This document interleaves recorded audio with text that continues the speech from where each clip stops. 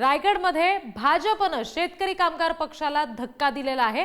भाजप नेते रवींद्र चव्हाण यांनी जयंत पाटील यांना धक्का दिलाय। जयंत पाटील यांचे बंधू माजी आमदार पंडित पाटील भाजपात प्रवेश करणार आहेत। माजी मंत्री मीनाक्षी पाटील यांचे पुत्र आस्वाद पाटील सुद्धा भाजपच्या वाटेवर आहेत। आणखी तपशील आपण घेणार आहोत। प्रतिनिधी सुशांत सावंत आपल्याशी जोडले गेलेत त्यांच्याकडून। सुशांत, मोठा धक्का म्हणावा लागेल भाजपचा हा। काय नेमके परिणाम याचे होऊ शकतात, काय नेमकी पडसाद उमटू शकतात?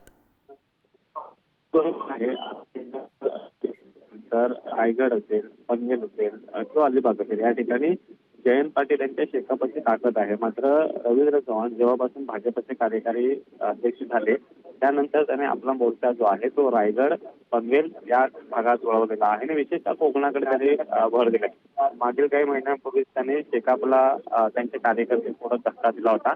मात्र आता थेट जयंत पाटील यांच्याच घरातील काही सदस्य जे आहेत ते आज भाजपमध्ये पक्षप्रवेश करत आहेत। त्यामुळे जयंत पाटील यांना हा धक्का जो आहे तो मानला जातोय। माजी आमदार पंडित पाटील हे आज भाजपमध्ये प्रवेश करतात। खरं तर काल त्यांनी माध्यमांशी बोलताना सांगितलं होतं की माझी दखल जी आहे ती पक्ष नेतृत्वाकडून घेतली नाही आणि त्यामुळे भाजप देशातील सर्वात मोठा पक्ष आहे आणि त्या पक्षात जाणं मला सोयीचं वाटतंय असं देखील त्यांनी म्हणाले होते। त्यामुळे कुठेतरी हा जयंत पाटील यांना मोठा धक्का मानला जाणार आहे, कारण पंडित पाटील यांच्यासोबत काही शेकडो कार्यकर्ते त्याचसोबत मीनाक्षी पाटील यांचे पुत्र ते देखील भाजपमध्ये आज येत आहेत। त्यामुळे हा मोठा धक्का जयंत पाटील यांना मानला जातोय। जी, धन्यवाद सुशांत दिलेल्या माहितीसाठी।